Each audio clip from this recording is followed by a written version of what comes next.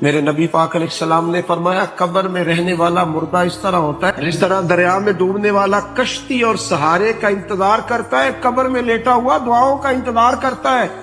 وہ وہاں لیٹا انتظار کرتا ہے کہ میرا بھائی میرے لیے دعا کرے، وہ انتظار کرتا ہے کہ میرا بیٹا میرے لیے دعا کرے، وہ انتظار کرتا ہے کہ میری بیٹی میرے لیے دعا کرے۔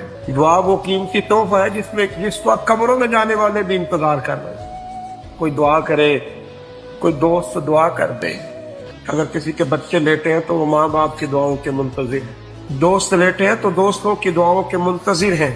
اور میرے نبی کریم علیہ السلام نے فرمایا جب تم دعا کرتے ہو اس طرح دریا میں ڈوبنے والے کے ہاتھ سہارا آئے تو اسے خوشی ہوتی ہے، قبر والے کے پاس دعا پہنچتی ہے تو اسے خوشی ہوتی، ان کے لیے دعائیں کریں۔